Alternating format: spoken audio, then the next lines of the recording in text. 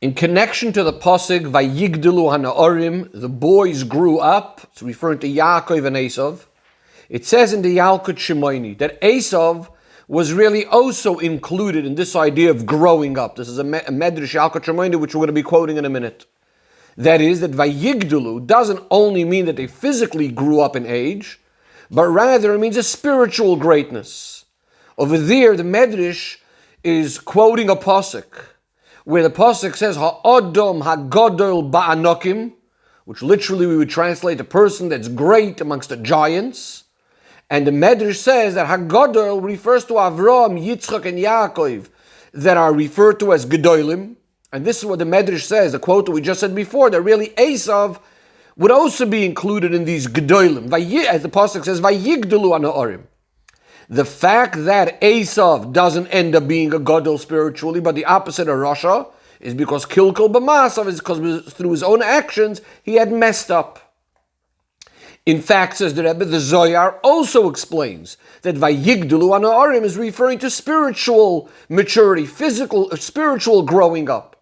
The Zohar says Vayigdelu Hanaorim, it is the side of Avram that caused them to become great. And it is his schus that assisted them, his merit that helped them. He educated them to mitzvahs. And the Zohar over there speaks about this idea of that the psukim that speak about how Avram educated his family, etc., includes Yaakov and Esav. So here it's even more explicit and more emphasized than that which is said in the Yalkut Shimoini. In the Yalkut, we could say, at least b'doichek, we could say Vayigdelu, that's what it says about Esav, doesn't actually mean that he actually practically grew up spiritually. It was only an ability to become great spiritually. But bottom line is, Kilkel B'Masav, he ended up messing up.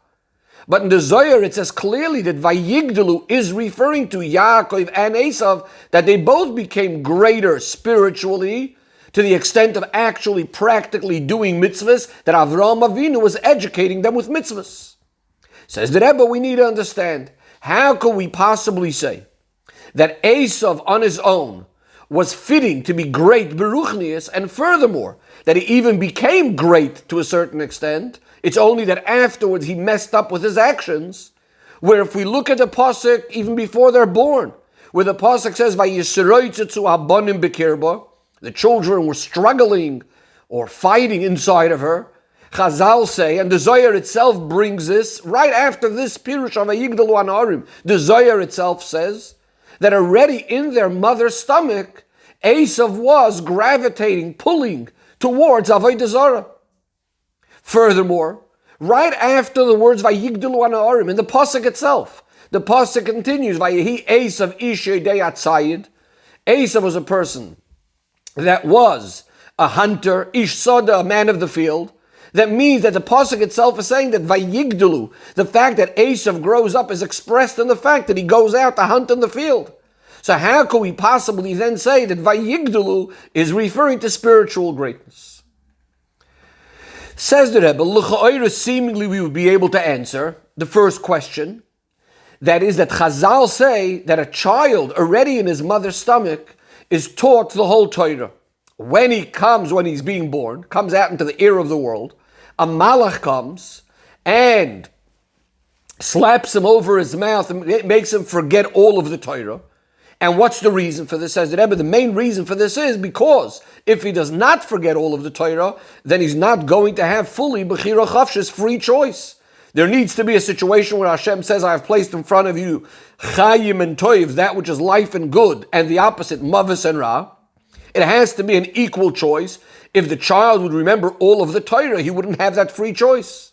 In a similar way, says the Rebbe, we can apply this over here, that when Esav is born, so this sort of behavior to gravitate, to pull towards Avodah Zarah was forgotten from Esav, so that he should be able to have bechira chavshis, and therefore the chinuch that Avraham gave him would have been in force, and full force.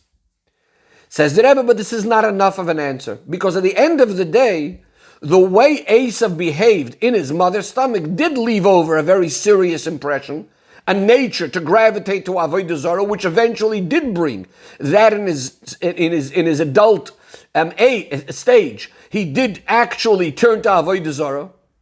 And as the Zohar itself says clearly, that Esav's later going to Avodah Zarah when he grew up was because of the fact that this was sort of the place that was his place, fitting for him because of the way he was originally when he was in his mother's stomach going out towards places of Avodah Zarah. The Rebbe says this is similar, again, comparing it to in the side of Kedusha about a child learning the whole Torah when he's in his mother's stomach. We also say a similar thing, that even though, yes, he's made to forget all of the Torah, but nevertheless, the fact that he had learned the Torah when he was in his mother's stomach does leave a certain impression, so that later the child should be running towards or gravitating towards Torah.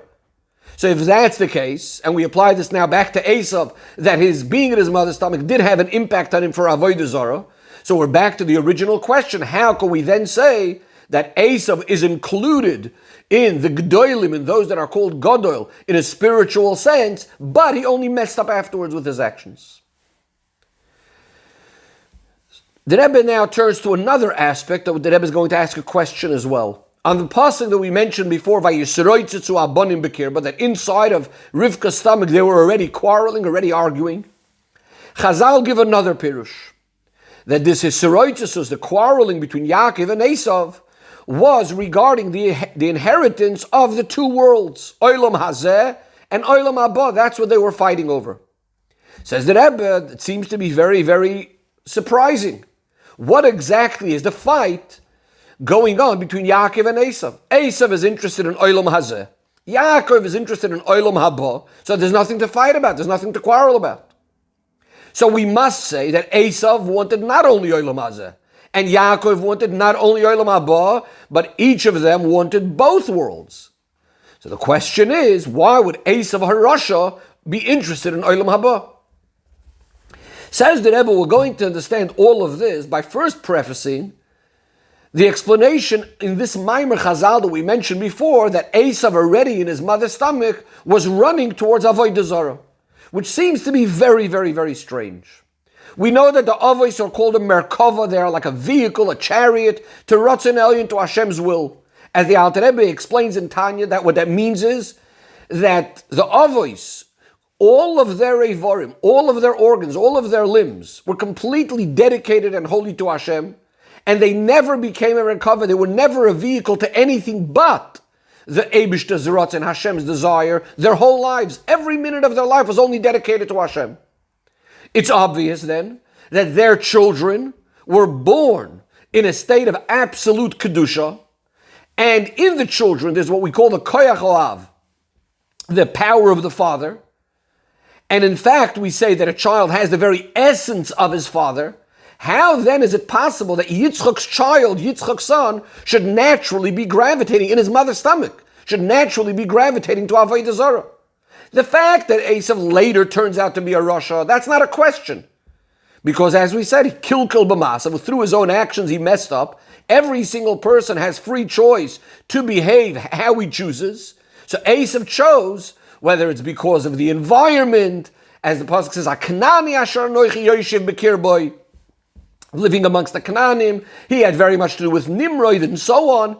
So he had the choice and he messed up. But that's only his own actions that he had chosen to mess up with. That's not coming chas v'shalom from Yitzchak. In fact, as Chazal say regarding Esav, Yitzchak sheyatsa mimenu Esav. Esav had parted ways from Yitzchak. He separated from Yitzchak. So the fact that he chose to go that way, well, that was his choice. But here we're saying something else, that even before he's born, that means before separating from his connection to Yitzchak and Rivka, he's already pulling and gravitating to Avodah Zarah. How can we understand it? And to such an extent, it's so deeply rooted in him that in fact it eventually does cause, as we quoted from the Zohar, that eventually he does go to the side of Avodah Zarah because of this. How do we understand this? Says the Rebbe, the explanation is it's known. We are told, Maise Avos Simin Lebonim, that what happened to the avos is a sign for the children, but not only a sign, but what happens to the avos, the way the avos acted and behaved, is actually what gives the koyach to the avodah of the yidden, of their children. From this we understand that all the various different methods of avodas Hashem that are eventually going to be by the yidden, by the children, need to have some sort of root, some sort of basis, at least in a way of a siman, a sign, in the Maisa Avos, in the actions, in the avodah of the Avos. So we know that there are different types of avodas. The Rambam, in what's known as the Shmoina Prakim, this is Introduction to Pirkei Avos, the Rambam explains at length that there's generally two different types of avodah. One is called HaChosid HaMu'ula. This is the person, the pious person, in the highest possible form, the ultimate chassid, which lechatchila only desires good, has absolutely no temptation for anything bad. This is one type of person, HaChosid HaMu'ula. And then there's the person called HaKoivish Yitzrei, the one who has to conquer and fight his Yetzer Hara. In other words, he has desires, he has temptations and negative things, and he conquers his Yetzer Hara. We just said before that everything is rooted in the Maisa Avos. So the Rebbe asks, seemingly, if Avos Heinen and Merkava, the Avos are standing with the most tremendous bittul to Hashem, where is there the siman labonim? Where is there the sign for the children? The ability for the children, for this avodah, for kovish yitzrei, to conquer one's Yetzer Hara. Obviously, you don't even have Yetzer Haras. Furthermore, says the Rebbe, the person that's kovish yitzrei, the person that conquers his Yetzer Hara that we were just talking about, at least we're still talking about a person that's not actually doing bad. He only has a desire to do bad things, but practically he conquers his Yetzer Hara and does only good things. But let's take this a step further. We also have by Yidden an avodah called tshuva, which is someone that actually did the wrong thing. So he needs to fix now an action that he did that was no good. How is the idea of tshuva, in the simple literal sense of tshuva? How do we find Maisa Avos, the sign in the actions of the Avos, so that this could be the siman and the sinas koyach for the children? So the Rebbe says seemingly we would be able to answer that even though, of course, the Avos didn't have any sort of blockages, disturbances, inclinations from the inside, chas v'shalom, tempting them to do anything wrong, but there were disturbances from the outside, from the environment, from outside, and these are the kind of things that they had to deal with to conquer. And therefore we could say by the Avos as well, there are two categories of avodah. There's the avodah of aliyah, of ascending from one level to the other within Kedusha itself. And then there are the areas where they need to overcome the challenges from the outside. And this idea of overcoming, overpowering, conquering the challenges from the outside in the avodah of the avos, this is the nesinas koyach. This is giving the ability to their children, to the yidden, for the avodah of koyvish yitzrei, of conquering the Yetzer Hara. But the Rebbe is not completely satisfied with this, because the Rebbe says, in some ways, to conquer one's own Yetzer Hara, to overcome those challenges from the inside, is sometimes much, much harder than overcoming challenges from the outside. And therefore, we still need to understand where is there the koyach for the avodah of overcoming our inside challenges, also coming from the Ma'is Avos. Says the Rebbe, one of the explanations is this idea, this mila, this quality of kovish yitzrei, being able to conquer and overcome the Yetzer Hara, is the idea that this sort of might and strength against the Yetzer Hara brings out a person's tremendous, tremendous connection to Hashem. That despite the fact that he has such temptations to do wrong things, nevertheless, it's not weakening his desire to obey Hashem and to do only good things. This is someone that has a temptation for doing wrong things. Similarly, says the Rebbe, and even more so, the power and the strength of a Baal Tshuva is even the same idea, but even furthermore, that despite the fact that he has messed up, he did an Aveira. Nevertheless, his inner connection, his bond to Hashem is so strong to the extent that causes him to overcome and to overpower the ra, the bad inside of him. He regrets the past and he returns to Avodas Hashem. So now the Rebbe goes back to this idea of where this is all in Ma'isa Avos similar bonim. Where do we have within the Avos this power, the koyach giving us the ability for this avodah of conquering our Yetzer Hara and the avodah of tshuva? Says the Rebbe, because this strong bond to Hashem, which we're saying is the idea that nothing could weaken it. This is the strength. This bond, that's what we get from the Avos. Because the Avos were a constant merkava to Hashem in a way that they were never able to stop even for one moment. Nothing is able to weaken this bond, this connection.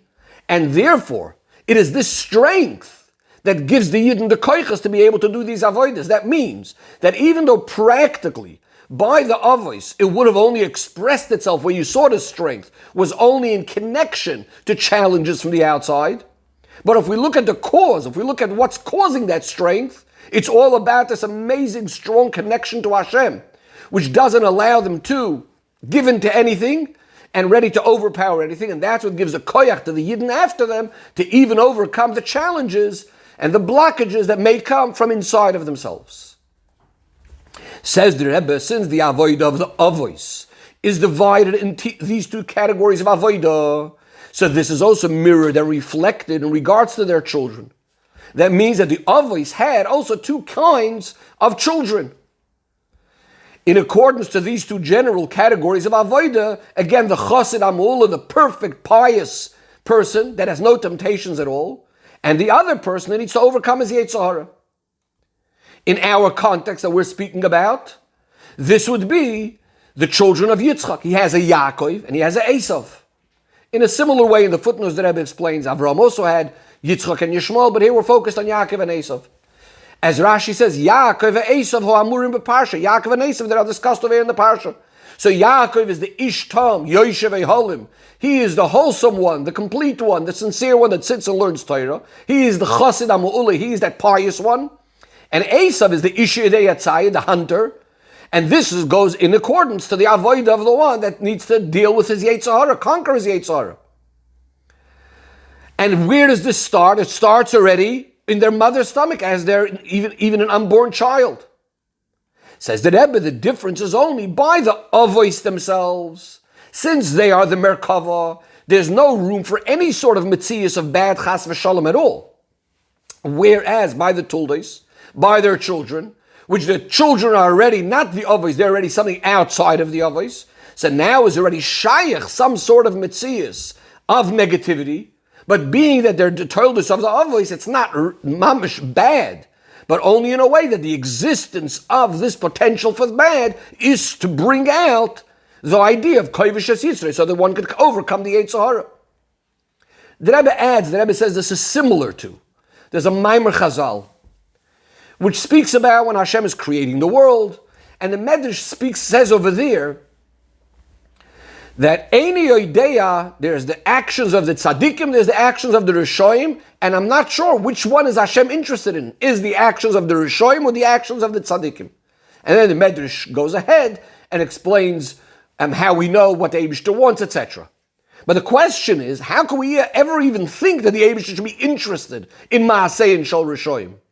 So the explanation for that is that when we speak about the fact that Hashem is interested in the actions of the Rishoim, it doesn't mean chas v'sholem the aveiros themselves. What Hashem is interested in is this idea of these people conquering their actions, conquering the Yetzer Haras, the avodah of tshuva. In other words, from the lens and the perspective of Hashem, where there is no evil, there is no bad, the whole concept of Maaseh and Shol Rishoim is not the bad itself, chas v'sholem, the evil itself. It's the avodas hatshuva that comes through it. So the Rebbe says the same thing in regards to Esav. The fact that he was originally, and furthermore he was born with a nature to gravitate to Avodah Zarah, so coming from the perspective of Yitzchak, it was only so that there could be this type of Avodah to overcome and conquer the Yetzer Hara. That's what it was all about. But since Esav practically is a Baal Bechira, he has free choice, he messed up in his actions. Therefore, as we said before, Yotza Mimenu Esav, he ends up separating from the Kedusha of Yitzchak, and on the contrary, he brings out the evil from its potential into reality. Says that based on all of this, we can now also understand what that fight was, what the quarreling was in Rivka's stomach between Yaakov and Esav regarding the inheritance of the two Oilamos. Since we're speaking over here again about Esav as he's still in his mother's stomach, that means as he's still in the realm of Kedusha. So it's understood that at that point, when he's interested in Olam Hazeh, it was still in a Kedushic way, in a positive way. And it's coming as a result of being a child of Yitzchak. How do we understand this? Says the Rebbe, one of the differences between the avodah of the Chassid HaMe'ula, of that perfect pious person, and the one who conquers his Yetzer Hara, is that by the Chassid HaMe'ula, since his avodah is all about just going higher and higher within Kedusha itself, therefore, what does he sense, what does he feel that the ultimate is? The main thing is when he could go up to such a high level as Olam Haba, a place that is perfectly clear, refined, no mixture of good and bad, it's only pure, it's only holy. And that's what he's striving for, that's what he wants, Olam Haba, a complete holy experience. Whereas the Koivishis Yitzhak, what does he experience, what does he feel, what does he sense? That the main mila, the main advantage is specifically avoid in this physical world, where there are challenges, where there are problems, there are concealments, and he overcomes them. And therefore, what was going on between Yaakov and Esav? What are they quarreling about? Each one of the two types of avodah always has some of the other one as well. In other words, each one acknowledges and understands you need the other one as well. The question is going to be, what's the main focus? So the Chassid HaMe'ula, the perfect chassid, also obviously needs to be doing his avodah in this world. And on the other hand, of course, the person that's dealing with conquering his Yetzer Hara, he also needs to have the idea of ascending within Kedusha itself. He also sometimes has to remove himself, at least to some point, and to some extent from Olam Hazeh. Even in trying to elevate this world and transform it to Kedusha, he sometimes has to remove himself from all of that and just dedicate himself to sitting and learning Torah, which we would call like the Olam Haba within Olam Hazeh. So he also needs that sometimes. But the difference is, by the Chassid HaMe'ula, his coming down into Olam Hazeh is all for the purpose of Olam Haba. That means, through Olam Hazeh, he can get to greater aliyos in Kedusha. That's what his focus is. So Olam Haba is his focus. But he needs Olam Hazeh to get there. By the Koivishis Yitzroi is the other way around. The fact that he is sometimes sitting down and learning Torah is only so that when he does the avodah in Olam Hazeh, he should be able to do it in a more perfect way. So he has his spirituality, the Torah, behind him, so he can do his avodah in this world better. So his focus again is this world. And therefore, from Yaakov's perspective, the Yoshev Halim, he says I want Olam Haba. And Olam Hazeh is for the sake of Olam Haba. But from Esav's perspective, it's all about Olam Hazeh, the advantage that comes from dealing with this world, and the avoid of Olam Haba is for the purpose, in other words, Olam Haba meaning in this world, Olam Haba, learning Torah, is all for the purpose of being able to do the avodah in this world. The Rebbe comes back now to the beginning of the Sicha, where we spoke about Vayigdulu Anorim means they grew up spiritually. Says the Rebbe, now we can understand. And we said that the Zohar even adds that Avram was educating Esav in mitzvahs to the extent that he actually practically became greater spiritually. That is, Avram that had the koyach of Yitzaveh as Bonav, as Beisei Achrav, he commanded his children, his family, Vishamru Derech Hashem, to go in the path of Hashem. He managed to achieve, even with Esav, that he should practically overcome his Yetzer Hara. And that is where the pasuk continues, that after Vayigdulu, after they grow up, what does Esav do? Esav Yishidei Etzayid Ishsada, the Rebbe is going to look at it now in a positive way, in a spiritual way. Because also this Inyan, again, as far as coming from Avram and Yitzchak, this is all a positive thing. What's the idea? Being an Ish Sada is about going out there and doing with the world, getting involved in the world. And in order to be able to overcome the world, in order to be able to conquer the concealments of the Sada, of the field, Esav needs to be someone that's Yodei Atzayid. What does Yodei Atzayid mean? Simply it means he knows how to hunt. But Rashi explains it means Lotzu de Laramois. He could be cunning, he could be deceiving. But it's explained in a number of places in the spiritual sense what this means, that in order to deal with the avodah in this world, sometimes we need a certain measure of cunning, so to speak. To deal with this world, in other words, we need to pretend that we're getting involved in this world. We're clothing ourselves, we're getting involved, we're putting ourselves into the format of this world. In other words, the neshama is suddenly getting involved in things like eating and drinking, worldly things, things that seemingly have nothing to do with it. It's almost like putting on a costume. But by doing these things, then l'shem shamayim, it's going to elevate the sparks of kedusha that are found in these gashmiistic things. That's the tzayid aspect over here. But again, that's all from the perspective and how it's coming from Avraham and Yitzchak, and what Esav should have been doing. But practically, after this chinuch of Avraham finished, Esav now goes out and he removes himself, he separates it from his connection to Yitzchak. And now he messes up and he comes a ish yedei atzayid, ish sada in the simple sense of the word, meaning he goes off to the bad paths.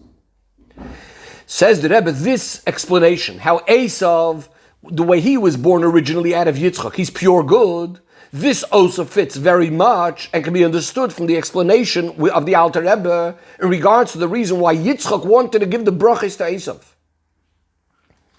And it's explained that this is because Yitzchak was looking at Esav, how Esav is from the perspective of the root of Esav. In other words, how he's in his source. And there again, what sensed, what felt is the good, the positive idea of dealing with the world. In other words, not to be nispal, not to be affected by the world. On the contrary, to be able to conquer the world, to transform the world, to elevate the world into Kedusha. That's why Yitzchak was looking at Esav. But practically, the brachos ended up coming dafka through Yaakov. Why? Because only Yaakov really had the ability to be able to transform Olam Hazeh. Because since Yaakov is the Yoshev Yeholim, Yaakov is the one that sat and learned Torah. So he had the koyach of Torah to be able to go out there into the world and to transform the world and make it into a Dira Lo Yisbarech. Says the Rebbe, from all of this we have the Hoiro and Avodah B'Poel. Even though Yidden are Bnei Yaakov, it doesn't mean that we could just suffice by just sitting Yoshev Yeholim, just sitting and learning Torah. As the Chazal say, someone that says, Eli Ela Torah, I only have Torah, then he doesn't even have Torah. Rather, he also has to get involved in transforming the world, the avodah of Ish Sada. Because also this avodah was ultimately given to Yaakov. And the Rebbe says, we have a remez for this in Rashi. On the words Ve'ela Toldos, so Rashi says, what is Ve'ela Toldos referring to? Yaakov ve'esav ha'amurim b'parsha. Now the simple translation of these words mean that when we say these are the children of Yitzchak, it's Yaakov and Esav that are going to be discussed later in the parsha. But the Rebbe says there's a deeper pshat over here. What does it mean, Yaakov, Esav, Amurim, B'Parsha? A Yid needs to know that both types of children that come from Yitzchak, both types of avodah, the avodah of Yaakov and the avodah of Esav, but not chas v'sholom. So there needs to be both of these types of avodah, but not chas v'sholom, the Esav as he comes out practically, but the Yaakov and Esav the way he's in the parsha, Esav the way his avodah is according to Torah. In other words, to transform the world. But in order to be able to achieve that, we have to have Yaakov first. The idea of Ishtam Yoshev Yeholim, to first sit and learn Torah. The Rebbe says this is also hinted in Rashi's words, where in the order, he actually turns the order around. He says Yaakov before Esav. In other words, first you have to have the union of Yaakov Torah. Then you can deal with the world. First you have to dedicate yourself to Limud Torah, and in Yaakov's way, which is Ishtam, which means you're learning Torah b'tmimus, you're learning Torah with sincerity, you're learning Torah with wholeheartedness, not in the way of chas v'sholem, trying to twist that which says in Torah, and trying to put your Yetzer Hara chas v'sholem into the Torah, to use the Torah for your things, but really to search for the truth in Torah. That's number one. But at the same time, one needs to know that you can't just stop there. Rather, this avodah of Yoshev Yeholim, you have to now take this koyach of the Yoshev Yeholim to now deal with the field, to go and ishsada, to go and capture the things of the world, and to make from it mat'amim, delicacies for Hashem, for Avinu Shabashamayim. And even though, in order to do this avodah, as we said before, there's Yodei Atzayid, which we said before is this idea of getting involved in the world in a certain way, you're in a cunning way, getting involved in things that were not yours, putting on that costume, as we said before, you're getting dressed in worldly matters. In a certain sense, now you suddenly have to know what the world is kaching zechin, what the world is involved in. When you're speaking to another Yid, that's Rahman al-Itzlan out there in the field, and you want to be a Makarev to Yiddishkeit, you're not going to be able to speak to him in Lashon Kodesh. You're not going to be able to speak to him in a style that's more suitable for those that are Yoshev Yeholim sitting in yeshiva. You have to speak to him in the language of the country. You have to speak to him in the content in a way, in some sort of garment that's sort of more appropriate for this Ish Sada.